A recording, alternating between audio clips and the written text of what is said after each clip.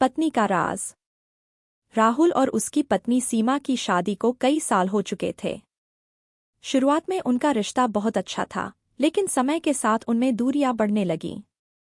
राहुल एक बड़ी कंपनी में काम करता था और अक्सर देर रात तक ऑफिस में ही रहता था। सीमा घर पर अकेली रहती थी और धीरे धीरे उसका व्यवहार बदलने लगा। राहुल को शक होने लगा कि सीमा कुछ छुपा रही है। उसने कई बार सोचा कि सीमा से बात करें, लेकिन हिम्मत नहीं जुटा पाया। एक दिन राहुल ने तय किया कि वो सीमा पर नजर रखेगा और सच्चाई का पता लगाएगा। एक दिन राहुल अचानक ऑफिस से जल्दी आ गया। जैसे ही उसने घर का दरवाजा खोला, उसे लगा कि कुछ गड़बड़ है। उसने चुपचाप अपने कमरे की ओर कदम बढ़ाए। जैसे ही उसने कमरे का दरवाजा खोला, उसके होश उड़ गए। उसकी पत्नी सीमा बिस्तर पर नौकर राजू के साथ थी। राहुल के पैरों तले जमीन खिसक गई। वह एकदम स्तब्ध रह गया। कुछ पलों के बाद उसने खुद को संभाला और बिना कोई हंगामा किए वहां से चला गया। उसने सोचा कि उसे पहले ठंडे दिमाग से सोचने की जरूरत है। अगले दिन से राहुल ने एक नया खेल शुरू किया। उसने अपने नौकर को खुद ही हर रोज अपनी पत्नी के कमरे में भेजना शुरू कर दिया और छुपकर दोनों की हरकतें देखने लगा। राहुल को यकीन नहीं हो रहा था कि उसकी पत्नी उसे धोखा दे रही है।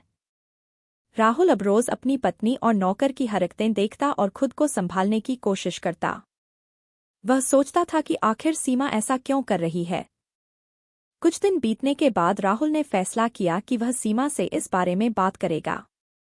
एक दिन जब सीमा और राजू कमरे में थे, राहुल अचानक कमरे में घुस गया। सीमा और राजू के होश उड़ गए। सीमा ने तुरंत राजू को कमरे से बाहर भेजा और राहुल से माफी मांगने लगी। राहुल ने गुस्से में पूछा, सीमा, तुमने ऐसा क्यों किया? क्या हमारी शादी में कुछ कमी रह गई थी?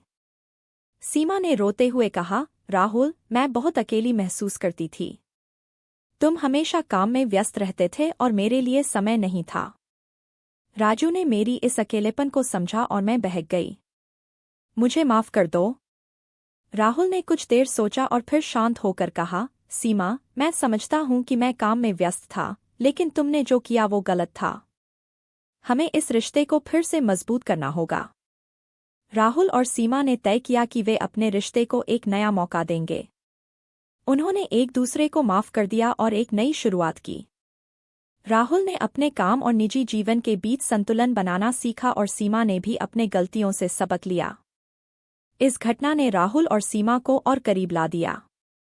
उन्होंने एक दूसरे की भावनाओं को समझा और अपने रिश्ते को और मजबूत बनाया। इस कहानी से हमें यह सीख मिलती है कि रिश्तों में संवाद और समझदारी बहुत महत्वपूर्ण है। यदि कोई समस्या हो तो उसे मिल बैठकर सुलझाना चाहिए, बजाय इसके कि हम गलत रास्ता अपनाएं। राहुल और सीमा ने अपने रिश्ते को एक नया मौका तो दिया, लेकिन अतीत की घटनाओं को पूरी तरह से भूल पाना आसान नहीं था। दोनों ने एक दूसरे से वादा किया कि वे अपने रिश्ते को फिर से मजबूत बनाने के लिए हर संभव प्रयास करेंगे। उन्होंने एक साथ समय बिताने और एक दूसरे की भावनाओं को समझने का संकल्प लिया। राहुल ने अपने काम के घंटों को कम कर दिया और सीमा के साथ अधिक समय बिताने लगा। वे अक्सर घूमने जाते, फिल्मों का आनंद लेते और पुराने दिनों की तरह बातें करते। सीमा ने भी अपने भीतर की भावनाओं को व्यक्त करना शुरू किया और राहुल के साथ अपनी हर समस्या को साझा करने लगी। लेकिन समय के साथ राहुल को महसूस हुआ कि उसे सीमा पर पूरी तरह से भरोसा करना अभी भी मुश्किल हो रहा है। उसके मन में शक का बीज अब भी कहीं न कहीं जिंदा था। उसने फैसला किया कि वह सीमा के साथ एक काउंसलर के पास जाएगा ताकि वे अपने रिश्ते को बेहतर तरीके से समझ सकें और अपने शक को दूर कर सकें। काउंसलर ने राहुल और सीमा दोनों से अलग अलग बातचीत की और उनकी समस्याओं को गहराई से समझा।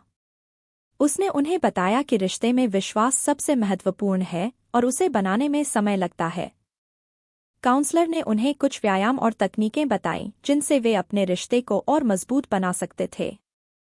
राहुल और सीमा ने काउंसलिंग सेशन के दौरान सीखा कि कैसे एक दूसरे की भावनाओं को समझें और उनके प्रति संवेदनशील रहें। उन्होंने अपने अतीत की गलतियों से सीखने और एक नया अध्याय शुरू करने का फैसला किया। धीरे धीरे राहुल का शक कम होने लगा और सीमा ने भी राहुल के प्रति अपनी निष्ठा साबित करने के लिए हर संभव प्रयास किया। कुछ महीनों बाद राहुल और सीमा का रिश्ता पहले से कहीं अधिक मजबूत और स्थिर हो गया। उन्होंने एक दूसरे को फिर से खोजा और उनकी प्रेम कहानी ने एक नया मोड़ लिया। उन्होंने महसूस किया कि सच्चे प्रेम में न केवल साथ रहने की इच्छा होती है, बल्कि एक दूसरे की भावनाओं और ज़रूरतों को समझने की भी आवश्यकता होती है। राहुल ने अपनी पत्नी के साथ बिताए उन मुश्किल दिनों को एक सबक के रूप में लिया और उसे अपने रिश्ते को और बेहतर बनाने के लिए इस्तेमाल किया। उन्होंने एक दूसरे से वादा किया कि वे हमेशा एक दूसरे के साथ ईमानदार रहेंगे और कभी भी किसी तीसरे व्यक्ति को अपने रिश्ते में दखल देने का मौका नहीं देंगे। इस तरह राहुल और सीमा ने अपने रिश्ते को न केवल बचाया, बल्कि उसे और भी अधिक मजबूत और खूबसूरत बना दिया। वे जानते थे कि जिंदगी में समस्याएं आती हैं, लेकिन सच्चे प्यार और विश्वास से हर समस्या का समाधान संभव है। इस कहानी का दूसरा भाग हमें यह सिखाता है कि किसी भी रिश्ते में मुश्किलें आ सकती हैं, लेकिन यदि दोनों साथी मिलकर उन मुश्किलों का सामना करें और एक दूसरे के प्रति ईमानदार रहें, तो वे अपने रिश्ते को और भी मजबूत बना सकते हैं। विश्वास और संवाद रिश्ते की नींव हैं, और इन्हें मजबूत रखने से ही एक खुशहाल जीवन संभव है।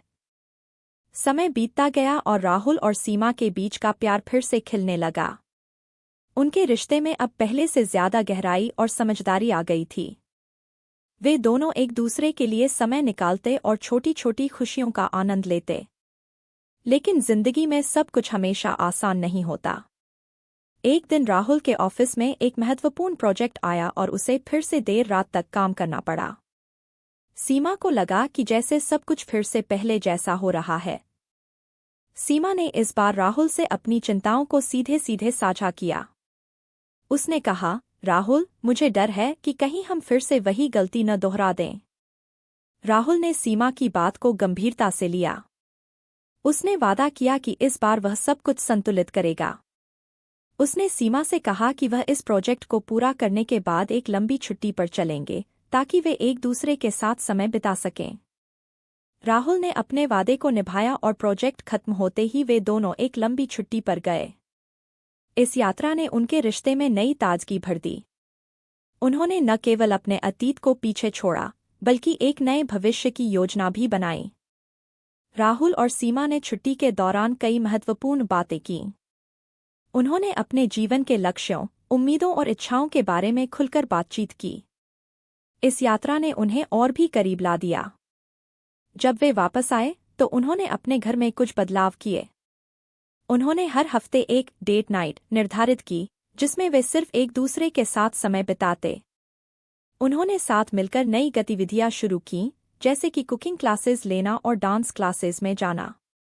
राहुल ने अपने काम के प्रति एक नया दृष्टिकोण अपनाया।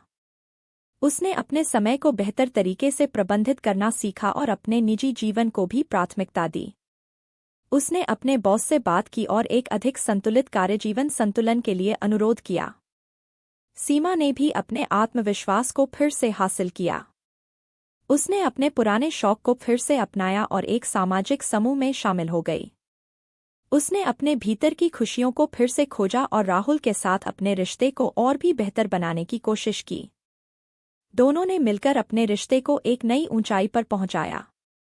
उन्होंने सीखा कि सच्चा प्यार और विश्वास किसी भी मुश्किल को पार कर सकता है।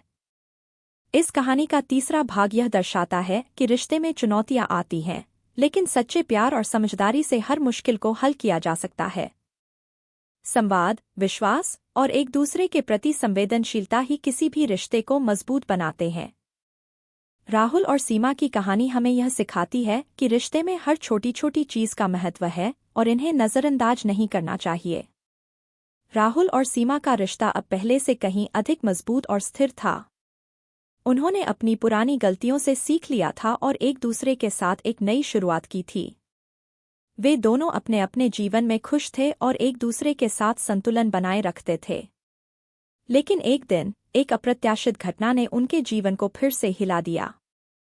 राहुल के ऑफिस में एक नई सहकर्मी, निधि, आई। वह सुंदर, बुद्धिमान और आकर्षक थी और जल्द ही उसने ऑफिस में सबका दिल जीत लिया। राहुल और निधि के बीच अच्छी दोस्ती हो गई और वे अक्सर काम के बाद भी एक दूसरे से मिलते। सीमा ने इस बदलाव को तुरंत महसूस किया। उसे राहुल और निधि की नज़दीकी खटकने लगी। उसने राहुल से इस बारे में बात की, लेकिन राहुल ने इसे हल्के में लिया और कहा, सीमा, निधि सिर्फ एक सहकर्मी है। तुम बेवजह परेशान हो रही हो। हालांकि सीमा का शक बढ़ता ही गया। उसने महसूस किया कि राहुल का ध्यान उस पर से हटकर निधि की ओर जा रहा है। एक दिन जब राहुल देर रात तक ऑफिस में था, सीमा ने सोचा कि वह खुद जाकर देखेगी कि क्या हो रहा है। सीमा ऑफिस पहुंची और उसने देखा कि राहुल और निधि एक कॉफी शॉप में बैठे बातें कर रहे थे। वह यह देखकर परेशान हो गई। वह सीधे उनके पास गई और राहुल से कहा, राहुल, हमें बात करनी होगी। राहुल ने तुरंत समझ लिया कि सीमा को यह सब पसंद नहीं आ रहा है। उन्होंने निधि से माफी मांगते हुए कहा, निधि, मुझे माफ करना, मुझे अभी जाना होगा, और वह सीमा के साथ बाहर आ गया। घर लौटते ही सीमा ने अपने सारे भावनाओं को राहुल के सामने रख दिया। उसने कहा, राहुल, मैं तुम्हें खोने से डरती हूँ। मैं तुम्हारी दोस्ती को समझ सकती हूँ, लेकिन मुझे ऐसा लग रहा है कि तुम मुझसे दूर जा रहे हो। राहुल ने सीमा की बातों को गंभीरता से लिया। उसने महसूस किया कि वह अपने व्यवहार से सीमा को अनजाने में दुख पहुंचा रहा था। उसने सीमा से माफी मांगी और वादा किया कि वह भविष्य में इस बात का ध्यान रखेगा। राहुल ने निधि से दूरी बनाना शुरू किया और अपने ध्यान को फिर से सीमा और अपने परिवार पर केंद्रित किया। उसने समझा कि रिश्ते में विश्वास और भावनात्मक सुरक्षा सबसे महत्वपूर्ण होते हैं। राहुल और सीमा ने फिर से एक नई शुरुआत की। उन्होंने अपने रिश्ते को और भी मजबूत बनाने के लिए एक दूसरे के साथ समय बिताना शुरू किया। उन्होंने एक दूसरे की भावनाओं को समझने और उनका सम्मान करने का संकल्प लिया। इस कहानी का चौथा भाग यह सिखाता है कि किसी भी रिश्ते में बाहरी हस्तक्षेप से निपटने के लिए पारदर्शिता और संवाद सबसे महत्वपूर्ण होते हैं। राहुल और सीमा ने अपने रिश्ते को बचाने के लिए एक दूसरे की भावनाओं को समझा और अपने व्यवहार में बदलाव किया। उन्होंने यह सिखाया कि सच्चा प्यार और विश्वास हर मुश्किल का सामना कर सकता है। राहुल और सीमा ने एक दूसरे की भावनाओं का सम्मान करना और अपने रिश्ते को प्राथमिकता देना सीख लिया था। वे अब पहले से कहीं अधिक करीब और समझदार हो गए थे। लेकिन जीवन में चुनौतियां कभी खत्म नहीं होती। एक दिन सीमा के माता-पिता ने अचानक उसके पास आकर रहने का फैसला किया। वे बुजुर्ग थे और उनकी तबीयत ठीक नहीं रहती थी। सीमा ने राहुल से बात की और उन्होंने मिलकर फैसला किया कि उनके माता-पिता उनके साथ ही रहेंगे। शुरुआत में सब कुछ ठीक चला, लेकिन धीरे धीरे घर में तनाव बढ़ने लगा। सीमा के माता-पिता को कई चीजों में दखल देना पसंद था और यह राहुल को खटकने लगा। सीमा भी अपने माता-पिता और राहुल के बीच संतुलन बनाने की कोशिश में थकने लगी। एक दिन राहुल और सीमा के बीच इस बात को लेकर झगड़ा हो गया। राहुल ने गुस्से में कहा, सीमा, तुम्हारे माता-पिता की वजह से हमारा जीवन मुश्किल हो गया है। हम हमेशा उनके मुताबिक चल नहीं सकते। सीमा ने भी गुस्से में जवाब दिया, राहुल, वे मेरे माता-पिता हैं और उनका ख्याल रखना मेरी जिम्मेदारी है। अगर तुम्हें कोई समस्या है तो हम इसे बैठकर सुलझा सकते हैं, लेकिन इस तरह गुस्सा करना ठीक नहीं है। राहुल को अपनी गलती का एहसास हुआ और उसने शांत होकर सीमा से माफी मांगी। उन्होंने तय किया कि वे इस समस्या का हल मिल बैठकर निकालेंगे। उन्होंने अपने माता-पिता से भी बात की और उन्हें समझाया कि उन्हें अपने निजी समय और स्पेस की जरूरत है। सीमा के माता-पिता ने भी यह बात समझी और वे दोनों के साथ सहयोग करने लगे।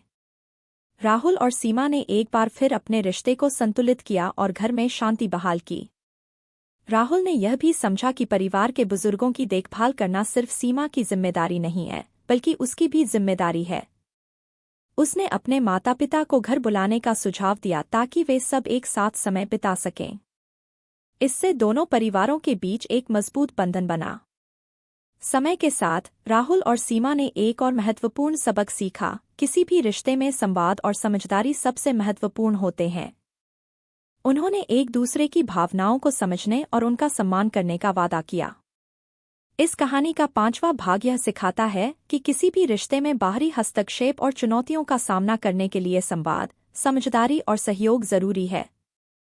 राहुल और सीमा ने अपने रिश्ते को मजबूत बनाने के लिए एक दूसरे की भावनाओं का सम्मान किया और अपने परिवारों के साथ मिलकर समस्याओं का समाधान निकाला।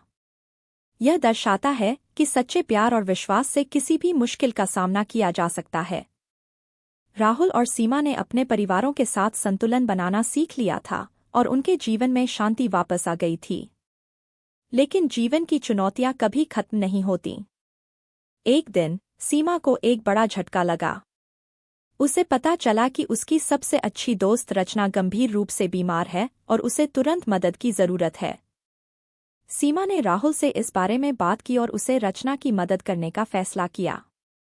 रचना अकेली थी और सीमा ने उसे अपने घर लाने का निर्णय लिया ताकि वह उसकी देखभाल कर सके। राहुल ने इस फैसले का समर्थन किया और रचना के लिए एक अलग कमरा तैयार किया। रचना के आने के बाद सीमा का ध्यान पूरी तरह से उसकी देखभाल में लग गया। राहुल को यह महसूस होने लगा कि सीमा का ध्यान अब पूरी तरह से रचना पर केंद्रित हो गया है और वे दोनों पहले की तरह समय नहीं बिता पा रहे हैं। राहुल को सीमा की चिंता समझ में आ रही थी, लेकिन उसे अकेलापन महसूस होने लगा। एक रात राहुल ने सीमा से इस बारे में बात की। उसने कहा, सीमा, मुझे समझ में आता है कि रचना को तुम्हारी जरूरत है, लेकिन मुझे भी तुम्हारी जरूरत है। हमें अपने रिश्ते का भी ध्यान रखना होगा। सीमा ने राहुल की बातों को समझा और उसने वादा किया कि वह रचना की देखभाल के साथ साथ अपने और राहुल के रिश्ते का भी ध्यान रखेगी। उन्होंने एक शेड्यूल बनाया जिसमें सीमा रचना की देखभाल के लिए समय निकालती और बाकी समय राहुल के साथ बिताती। इस शेड्यूल ने राहुल और सीमा दोनों को संतुलन बनाए रखने में मदद की।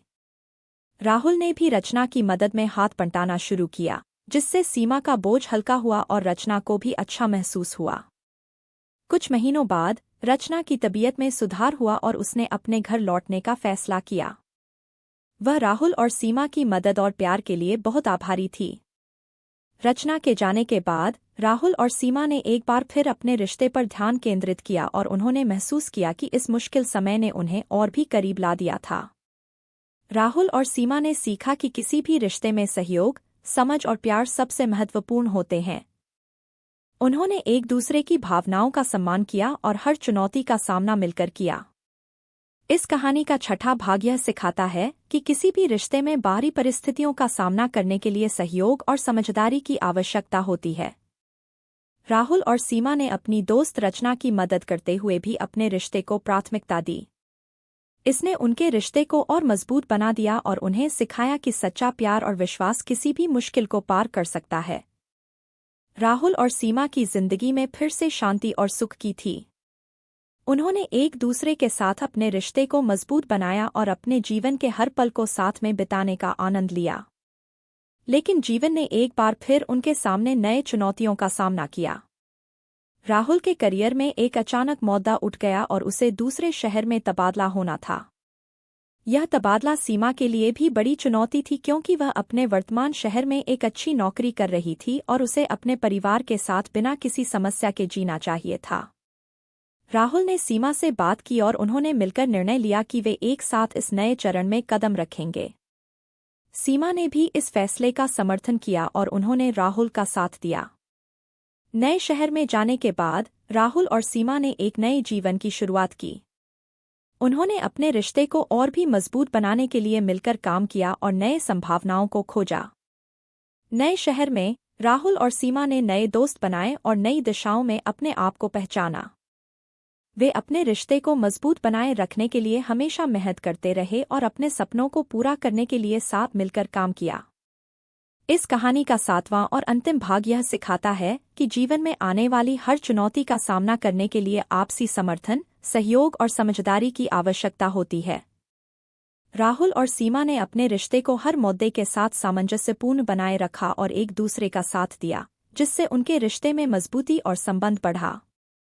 इससे पता चलता है कि सच्चे प्यार और साझेदारी किसी भी समस्या को परास्त कर सकते हैं और जीवन को सुखमय बना सकते हैं।